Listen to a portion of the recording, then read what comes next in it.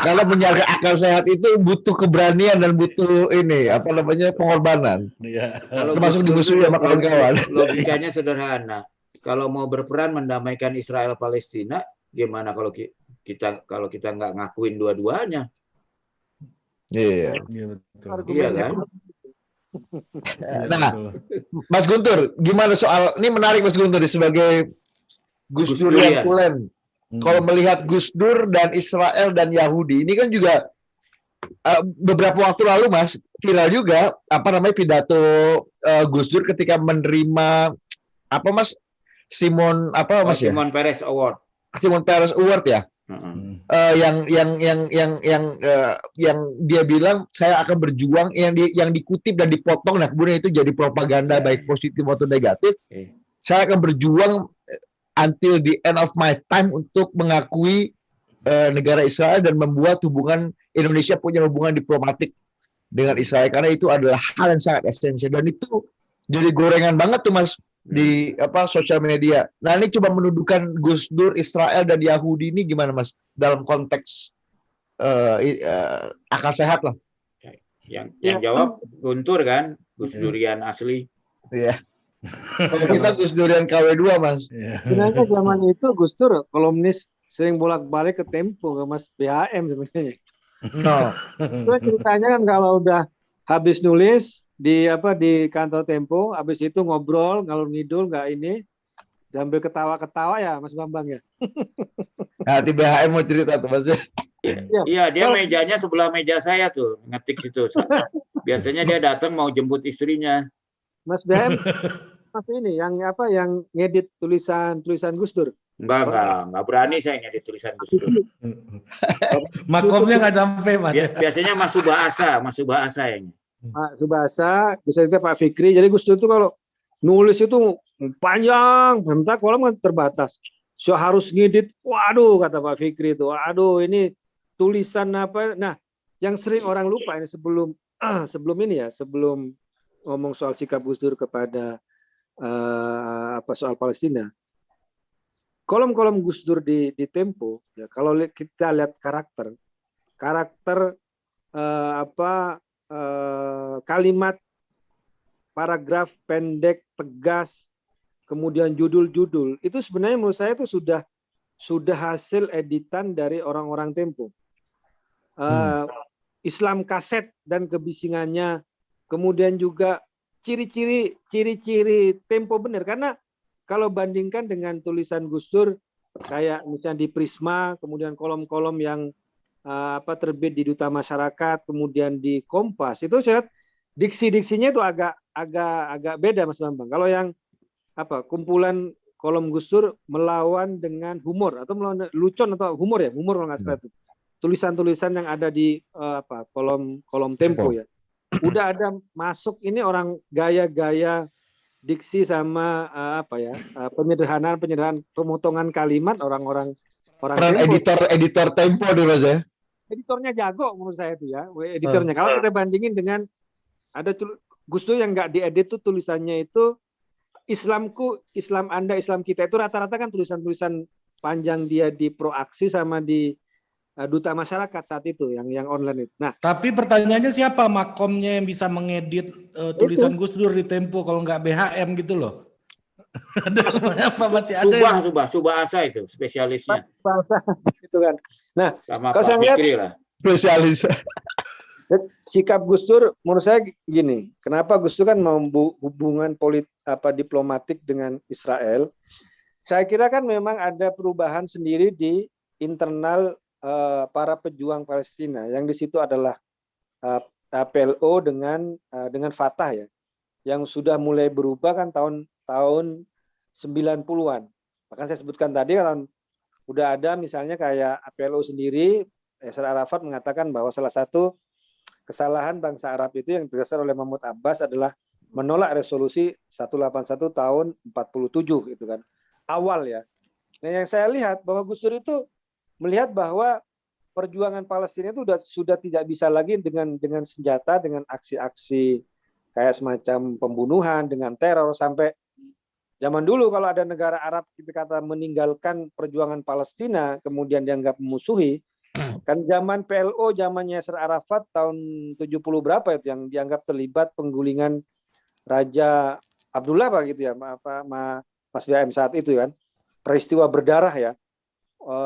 Sampai dia diusir dari Jordan, kemudian dia harus ke mana, pindah ke Tunis, kemudian pindah. Intinya ini bisa bikin onar di negara-negara Arab tertentu gitu ya, dengan agendanya. Nah, di situ saya lihat memang PLO, kemudian juga Fatah, Yasser Arafat itu mulai berubah perjuangannya dengan diplomatik. Kemudian apa? Salah satunya ya kalau apa ya, dua negara yang masing bebas berdaulat, masing-masing saling menghargai. Dari situ yang saya lihat bahwa sikap Gus Dur itu ya sesuai dengan perjuangan katakanlah orang-orang Palestina sendiri bagaimana memandang relasi dengan Israel. Kemudian yang kedua, yang perlu juga dicatat, zaman Gus Dur ketika melontarkan itu kan ada perubahan juga di dalam Israel. Seperti saya katakan, imbas adalah dari Perang Teluk Pertama, rudal Scud ke Israel, dan Israel sendiri pada zaman itu yang berkuasa adalah Partai Buruh. Yitzhak Rabin ya Mas ya? Ya, Yitzhak Rabin. Meskipun dia harus membayar mahal karena dia mendukung mau berunding dengan Palestina, kemudian melepaskan dalam arti ya karena dia menduduki sebelumnya kompromi ya, tepi barat dengan Gaza, dibunuh oleh ekstremis Yahudi, Front Pembela Yahudi ya Mas? Iya, Yigal Amir. Dan di situ kan memang partai yang menang ada Yitzhak Rabin, ada Shimon Peres, tokoh-tokoh buruh ya, tokoh-tokoh kiri yang progresif yang mulai juga berubah. Jadi intinya mereka kan gini, kalau Israel pengen aman, pengen tidak diserang, pengen tidak perang, maka ya dia harus damai dengan orang Palestina. Kan intinya kayak gitu. Sama orang Palestina, kalau Palestina memang ingin diakui kemerdekaannya, kemudian ingin dikatakan ada hidup kebebasannya, maka dia harus mengakui Israel sebagai negara. Yeah. Dua negara sebagai solusi. Nah, di situ saya lihat salah satu alasan kenapa Gus Dur memperjuangkan dan Mas Bambang tadi sebutkan tadi, kalau kita memang ingin mau mendamaikan dua konflik ya harus memiliki dua hubungan diplomatik yang sama. Itu yang dilakukan oleh Mesir, punya hubungan diplomatik dengan Palestina, kemudian dengan Israel, ataupun Cina sekarang kan. Cina kan mau jadi pemain baru nih, jadi broker baru dalam proses perdamaian. Ya, cuma saya nggak tahu tanggapan Israel dengan Palestina, kan Cina punya hubungan dagang dengan Palestina. Yang sama. Ya, Palestina punya dengan Israel juga punya. Kemudian juga alasan misalnya yang sering kita dengar ya, tapi ini bisa politically incorrect nih, ya, bahwa soal penjajahan. Kenapa kita mau buka hubungan diplomatik dengan penjajah Israel dengan penjajah? Ya, kita kalau dalam taraf yang sama, Cina adalah penjajah dalam arti penjajah Tibet, kemudian juga ada soal Uighur di situ. Rusia juga menduduki beberapa di dunia ya, Chechnya dan sebagainya. Ya, intinya bahwa saya lihat sikap Gus Dur untuk mengubah katakanlah atau ingin membuka hubungan diplomatik atau mau mengakui negara Israel, ya alasannya orang Palestina yang juga saat itu juga sudah berubah ya, PLO, Fatah, Yasser Arafat juga berubah, kemudian Israel sendiri di kalangan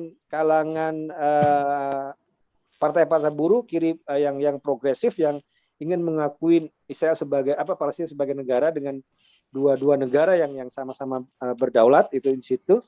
Nah, cuma ketika misalnya di akhir-akhir hayat Gus Dur, saya nemani di acara kongko bareng Gus Dur di Hutan Kayu, dia juga sering datang.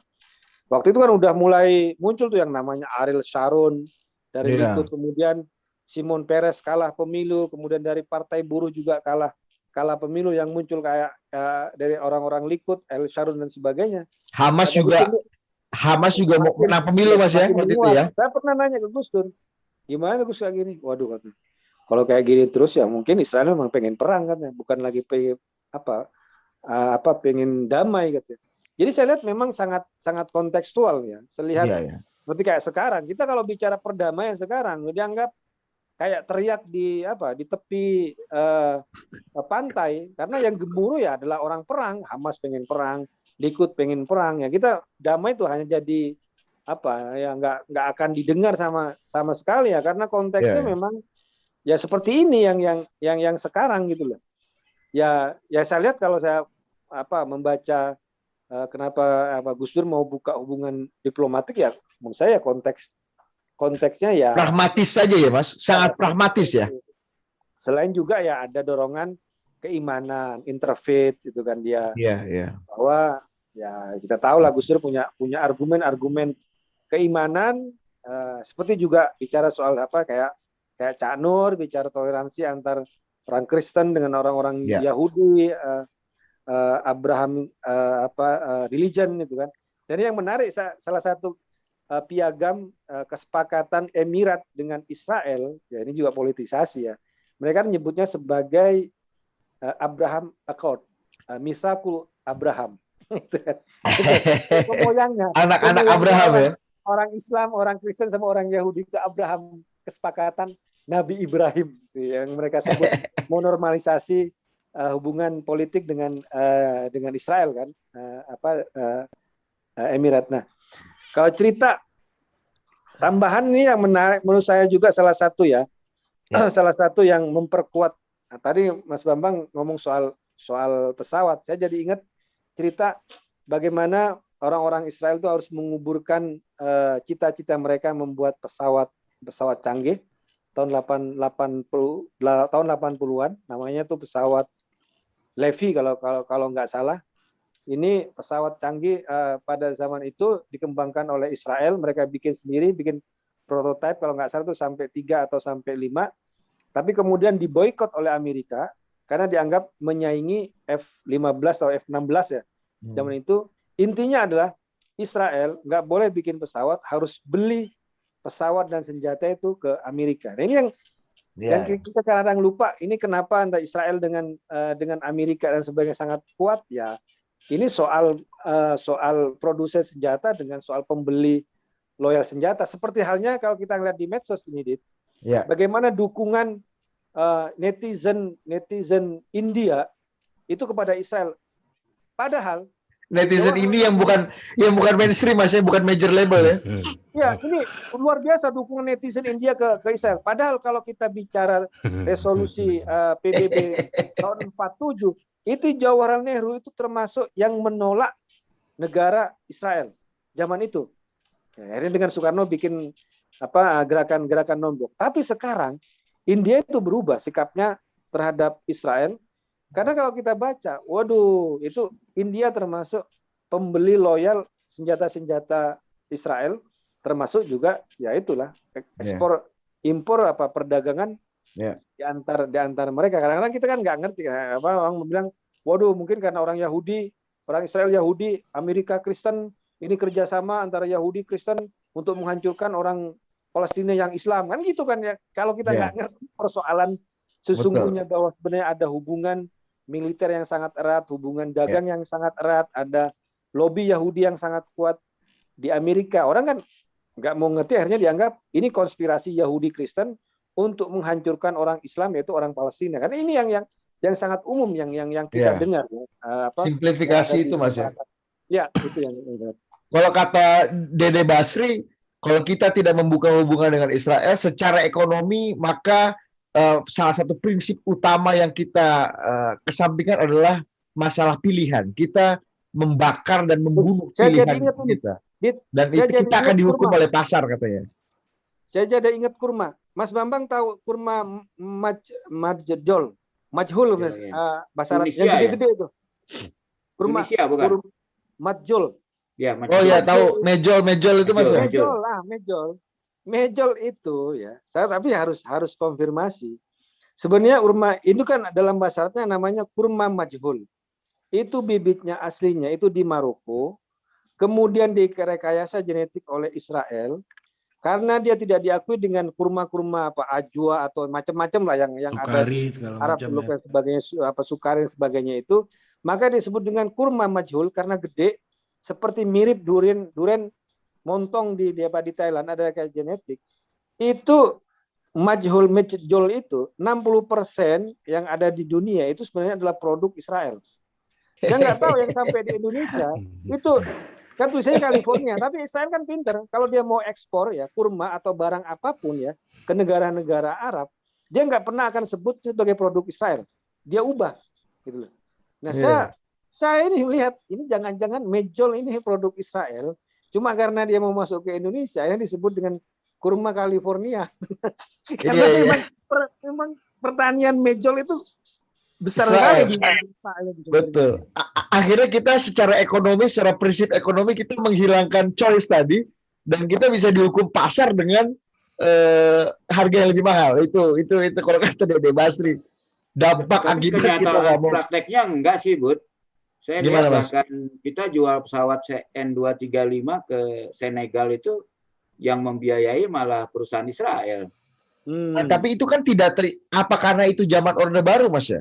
Sehingga memang ketika itu kritik nggak ada, Tempo juga kayaknya nggak ada kaitan antara hubungan diplomasi dengan perdagangan dagang kalau saya lihat ya. Ya, karena bisa pakai permen, Dit. Karena Israel sendiri udah dari dulu dia selalu banyak brandnya lah. Orangnya punya paspor lebih dari satu negara biasanya. Iya, dia bisa ini ya. Ya, Israel udah biasa gitu ngadepin boikot dunia gitu. Jadi kalau saya lihat sih nggak ada dampak apa-apa gitu. Karena saya lihat juga seperti turisme ke Israel dan itu kan juga berjalan secara normal tiap tahun begitu banyak. Walaupun kita nggak ada hubungan diplomatik dengan Israel.